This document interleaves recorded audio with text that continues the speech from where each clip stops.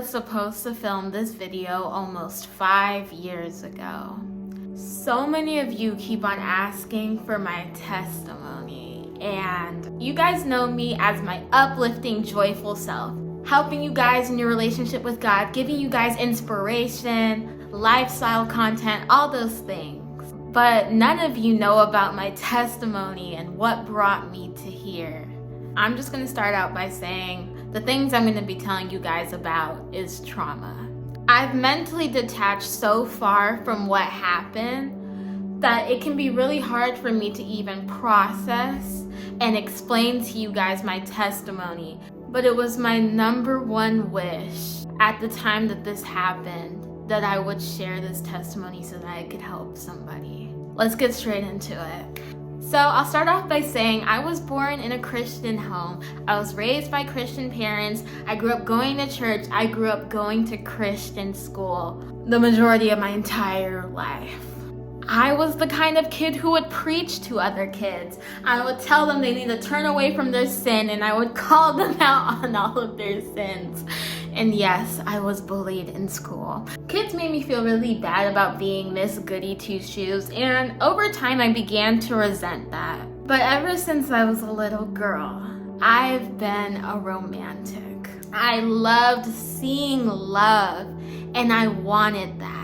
Everything romantic, all the movies, all the shows, all the music, I loved everything to do with it. But over time, this desire of mine became more and more perverted by the devil. You see, there's love and then there's lust. 15-year-old me didn't really understand or even know the difference. I would watch Netflix movies and shows, and I would listen to music and things that I thought showed love, but it wasn't that. And as more and more time went on, it was no longer a thing where I was just like, oh, I really want to be in a relationship. I really want to experience love. It became a thing where it was like I needed to have it, and I was completely unhappy without it. As more and more time would pass on, and my prayers to God, unanswered as far as I was concerned, as it had to do with being in a relationship, getting that guy, getting that perfect what I wanted, I just grew more and more impatient and less willing to just listen to God. I remember one time, and this was probably, I would honestly say this was one of the dumbest things I've ever done in my life. I remember one time I was on my porch and I was talking to God about how much I wanted to be in a relationship. And then I started speaking out loud these words, and I said, honestly, if there's one way the devil could get me or the devil could hurt me, it would be through a guy. That's my one soft spot. That's my one weakness. Like, through a relationship, that's the one way that he could get me. And I remember I said it with the slightest, and I would have never admitted this to you at the time, but with the slightest little hope that maybe the devil would hear it. This sounds crazy. And I'd finally get the thing that I wanted and I desired so badly. It sounds crazy, but when you allow a desire to overtake you to such a degree, getting it at almost any cost almost just seems okay. Probably not very long after that, I got introduced to this app called Yubo. And I'm gonna take this time right now to call out these apps. Yubo, Wiz, Perp. These are apps that are advertised and praised around apps where you can make friends, develop relationships, have friendships, make new friends. But what these apps really are in reality are dating apps for children. They're set up exactly like them. And hundreds of thousands of kids use these. And the creators of these apps know exactly what's being used with their applications, but they go untouched. I was introduced to this app called Yubo where you can make new relationships, make new friendships. At the time I was in online school, it sounded like a great idea. Maybe I can meet someone, maybe it could be fun. I am 15 years old. These apps are being advertised as appropriate for the ages of 12 years old and up. Within my time on this app, I met this guy who claimed to be 2 or 3 years older than me. At the time, I really did not register the importance of age difference when you're a minor. I don't look at things now the way I did back then, and of course not, I was a child. This guy tried to say all the right things and took on an identity that wasn't actually who he was. And as I told you, I wanted this one thing so badly that when this person seemed to have the things, I took it. And I can tell you now, looking back, that this was a direct counterfeit to the relationship God wants to build you on. It was lust, not love. But at the time, I had become completely blinded to all the many red flags everywhere, just because of how heavy my desires were for this one thing. And before things want to get crazy, I do want to point out, at this point in my life, as I told you guys, I was raised Christian. I had basically at this point decided to reject the ways that I was brought up. No longer rejecting sin, entertaining it, and allowing it to give me like pleasure in life, enjoy life, have fun, live it up. That's the kind of classic mindset I had at this age. And although I was entertaining sin everywhere, I did keep a relationship with God, and I did pray to God, and in all the things that were to come, I did pray for God's protection to be over me through every single step of the way, although I was living in complete defiance to Him and His word. Sooner or later, this guy invites me to his house. I go over, and I just remember it being a very weird experience. There was a lot really off about him and the entire situation. And even after this first encounter with him, I was really manipulated at this point, because even after I felt like things aren't right, let me try to distance myself away from him. He would say all the right things that were really calculated to make me feel I'm overreacting and this is fine. I'm just having fun. He makes me feel appreciated and blah blah blah. It's not that bad. And let me just say though, 2 things. If something deep down inside of you is telling you something is not right and you feel that something's not right, you're right. And also, if things are so weird and so bad that you don't even want to tell your parents, you don't even want to tell the people closest to you about what's going on in this relationship/friendship, because you know that they'll tell you that something's up and you need to get away from them. They'll tell you that this person isn't the right person for you. That's also a reason. And you should listen to it. I predominantly kept things to myself, and I was made to feel that things were okay. I went over to this person's house not once, not twice, but 3 times. Mind you, this is a random person that I met on the internet. I fully recognize just how blessed I am to even be here today. By the 3rd time I went over to this person's house, their true colors began to show and things got really bad.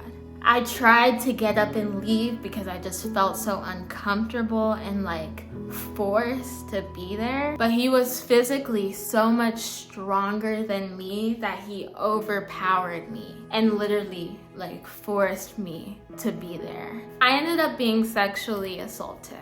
And it's funny because I've actually forgotten a lot of this and what exactly happened. But after what happened to me happened, I wrote a long document of everything that happened. And it's funny to me because I'm seeing in writing his exact words to me. He actually not only sexually assaulted me, but at the time actually threatened my life.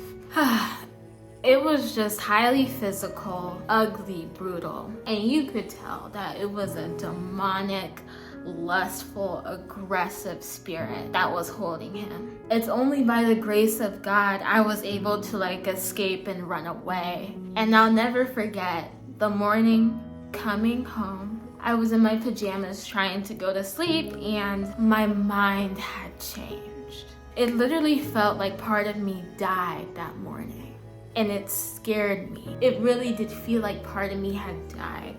My heart was so cold. I was constantly spacing out of reality. thinking about just my mind trying to just comprehend what happened to me. And it scared me so bad. I tell my brother, and my brother runs and tells my parents.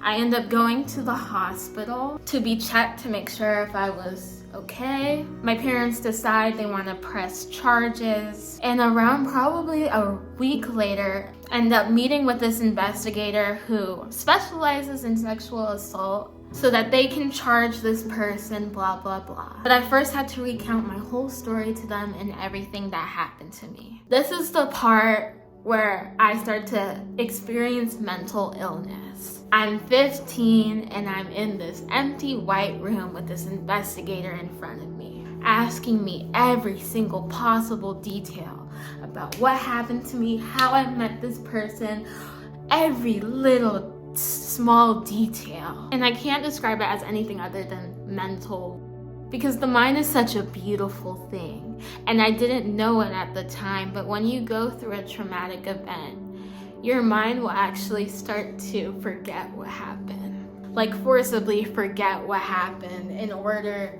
for you to just be okay. And my mind was actively forgetting, deleting what happened because it was just so bad. I'm being pressed in this room. My parents aren't allowed to be in the room with me, and he's asking me questions and the pressure is so high. I felt so physically nauseous, like I was gonna throw up. After that point, it jump-started my post-traumatic stress, PTSD. For months, I would have flashbacks as to what happened. Like it would be multiple times a day.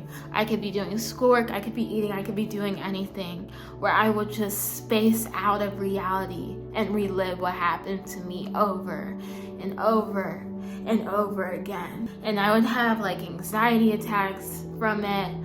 Mentally, I needed support, and I didn't really understand how what I was going through mentally was so hard, and that you really should have therapy and things like that when you're going through stuff like this. At this point, my relationship with my parents was pretty damaged because I was lying so much. Like, as I said, like my relationship with God, my relationship with my parents, everything is like destroyed because I was just living in like defiance. I was falling behind in school. I felt completely like alone. I knew God was still there though. And one night, because I was so behind in my schoolwork, because of everything that had happened, I knew I had to wake up super early this one night. And this is the turning point for me. I had to wake up super early one night to get my schoolwork done. It was probably like 3 a.m. I make my way downstairs and I'm about to do my schoolwork. I realized, I'm like, if I'm gonna crack down, if I'm gonna lock in the amount of schoolwork I'm gonna need to in order to catch up and be okay, I'm going to have to pray first. I'm gonna have to read my Bible first. I randomly open up to the book of Proverbs, and it is this exact Bible. I've made sure to keep it ever since because this was a turning point in my life. I randomly opened up to Proverbs chapter 2. Wisdom will keep you from being deceived and will protect you from listening to evil people. She will keep you away from those who lie, who do wrong, and who are dishonest. At this point, I was being completely deceived from this person, thinking that what they were doing was okay, thinking that this person was okay. Verse 16, wisdom will protect you from women who use sweet words to tempt you to do wrong. Sweet words tempting me to do wrong. She will protect you from those who promise to love God but have turned away from him. This person who did these things to me claimed to love God, go to church, blah, blah, blah. And this is the part that brought me to tears. If you keep going to their houses, they will take you away from the path of life and will lead you to death. Walk in the way of good men and do the right thing. I remember completely breaking down when I read these words, because I realized that at this point, the reason why I was still alive was not because of me, but it was because of God's mercy. And this was a warning to me. If I kept on doing this, I would not survive any longer. And this is what made me start to turn around my life and start reading the Bible. I'm sure a lot of you have probably wondered, how do I know so much about the Bible? I'm over here at the age of 18, starting a ministry, going on to lead millions and millions of people to Christ. Any hard, difficult question you guys ask me, I open up the Bible, I know the references right away. It's because in my pain, the only way I could find peace was through God. There was no other escape for me. After this time, this was late 2019, getting into 2020, I was dealing heavily with PTSD. I ended up developing anxiety and depression. And I would do a lot of different things to give me peace. I would also like to listen to sad music because it understood the way that I felt. I could feel some kind of peace, but the peace that I felt just drove me into an even deeper sadness, into a deeper depression. As I said, I had really damaged the relationship between me and my parents. So I would go into relationships on and off, like all over the place, just trying to get some kind of peace, some satisfaction. I loved feeling wanted. I wanted to feel loved. I wanted to forget about the pain and the PTSD, the things I couldn't escape. I remember it was literally at a point where if I could go more than 2 weeks without being in some kind of relationship, that was a flex for me. Like, that was an accomplishment for me. Because where would be my escape if it wasn't like through other people? And every relationship I would get in, it would just fail because it wasn't love. God is love. And when the person you're in relationship with doesn't know God, they don't know love. Because God is love. All the time my relationships were built on, how do they make me feel? Like, if they make me feel good, if they make me feel happy, I'm happy. And if I'm happy, that's all that matters. So let me continue to pursue them, and then the relationship wouldn't work. There would always be problems. And for some reason, the person I was and the person they were, it would never work out. Because deeper within, and I know it now, I had such a higher calling on my life. After yet another relationship failed, we're getting into late 2020, early 2021. In 2021, I realized I'm just gonna focus on God. At this point, I've been reading my Bible a bit. I'm listening to gospel music, Kirk Franklin's music. And that's why when people talk all sorts of mess on like Kirk Franklin, all I know is that when I was in a really, really dark place, it was his music, it was worship music that would like lighten my spirit. You guys remember Saul and how he would be tormented by demons? He would be tormented by all these things, and David would play the harp and he would be at peace. Worship music was the main way I could just get any kind of like peace like from life. After yet another relationship failed for me, I was just exhausted. Like, I need peace. And the times where I spend time with God, like, I feel peace. What if I like pursue this fully, like full time? And I actually ended up going time without being in a relationship, and I was at peace, I was at joy, and I was floored. Like, I'm not in a relationship with anybody. Nobody's telling me that they want me and that I look good and all these things, but I feel happy. I begin diving more and more into my Bible and just getting like peace. Now let me just catch you guys up by saying, at this point, I was still lukewarm. And this just shows God's love, God's patience. Let me show you guys pictures of me at this point. I looked good on the outside, but there was still so much going on. Because I had my relationship with God and I was getting to know him more, but I was still listening to really depressing music. I still had this city girl kind of mindset that was ingrained into me from the content I would watch on social media and things like that. I was like balancing two different lives. But this is why I can't judge people, like these celebrities, these new people who come to Christ. You'll be like, how do you believe in God, but you don't dress modestly, but you don't do blah, blah, blah. When I was getting to know God, God was so patient with me. What I'm realizing now is that me getting to a lukewarm state was progress for me. Because at one point I was so close to the point where my sin was going to lead me to literally dying any day now. So me getting into a lukewarm state where I'm at least getting to know God was progress. And God wasn't done with me yet. Yes, I still had to improve. Yes, I still had to leave behind sin completely. But even when I was lukewarm, even when I still was in this lukewarm state and I wasn't doing what I was supposed to be doing fully, God was still showing his love for me. God was granting me peace. He was showing me things. He was being in every kind of way the love that I needed.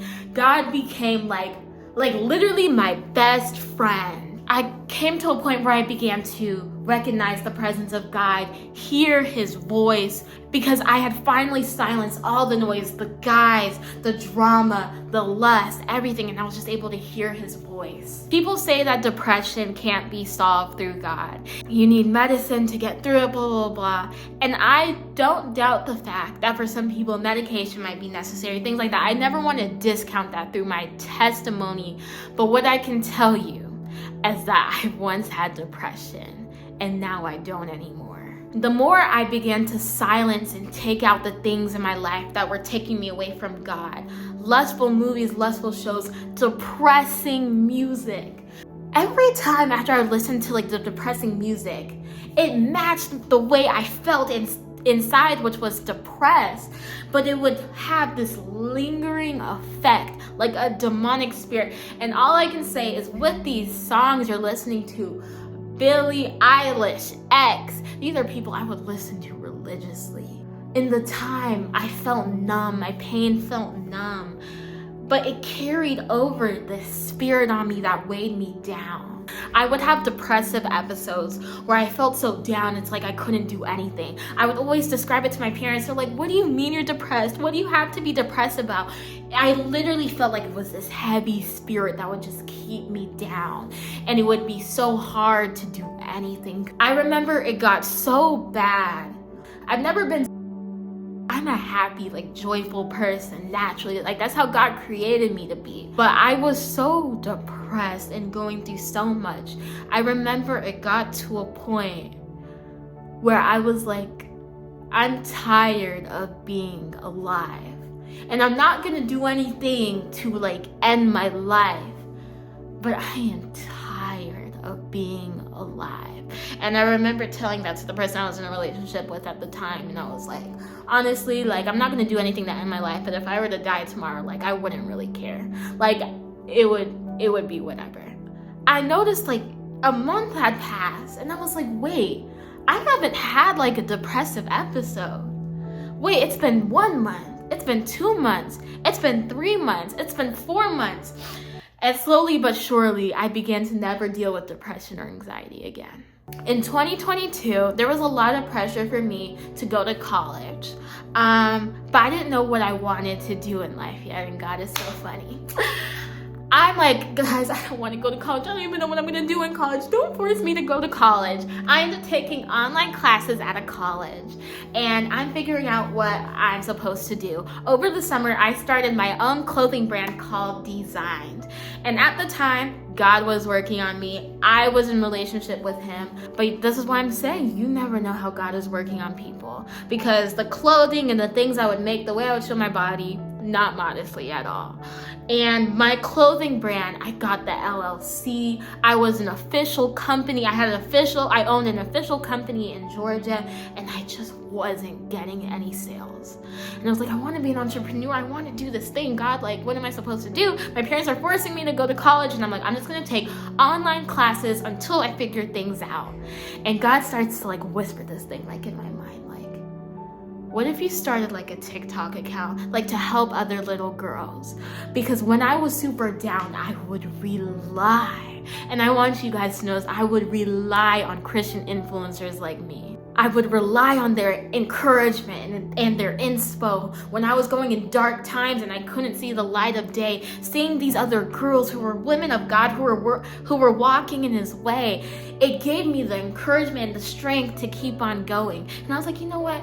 It would be cool to be like that for someone else. I can show modest church outfits and things. I was still figuring out myself, how I'm gonna dress modestly, blah, blah, blah. God just put it on my heart, and I was given the name, The Melanin Blueprint. I started it in 2022, and little did I know that would change my life. It would give me my purpose. It would show me what I'm going to do. Ever since I was a little girl, I've made content. My dream was to be a famous YouTuber since I was so young. Since 12 years old, I've been filming and editing and posting videos on YouTube. And God used this passion I've had since I was a little girl to bring people to his kingdom. When God called me, I was still listening to vulgar, disgusting, depressive music. I was still not really dressing modestly. I was still cussing. But God doesn't call the perfect, he calls the willing. And he knew me. He knew what I wanted ever since I was little, and he used that little passion to go and help millions of people. God knows your dreams, and he wanted to bless it to me the whole time, but I was so focused on my own way I wanted to do my life. God's blessing wasn't behind my clothing line. It wasn't behind these relationships at the time. God wanted to use me to grow his kingdom. And you guys helped change me. You guys would ask me for help, how to stop cussing, how to dress modestly. And I realized I want to be a role model for you guys. I want to be better. And I began changing in the way I would dress, the way that I would act, to almost fully unrecognizable to who I was before. If you guys knew how I was in 2020, 2019, you would have never said, oh yeah, this person is gonna go lead millions of people to Christ. But God, the devil wanted me to be dead. That guy wanted to unalive me. But then there was God who was using me for his kingdom. Ever since then, I've grown and I've grown in my relationship with God. I live in complete joy, happiness, and peace. And it's a complete testimony that you guys look at me and you see someone who's happy.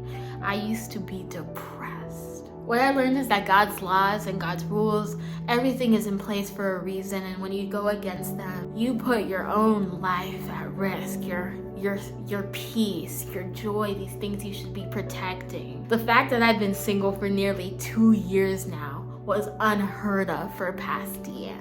But I'm here and I'm whole and I'm complete.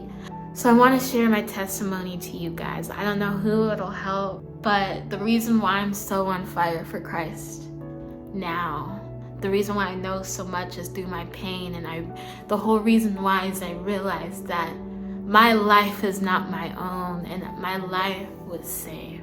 And there is nothing better I could use my life for than to help you guys in your relationship with God. I love you so much.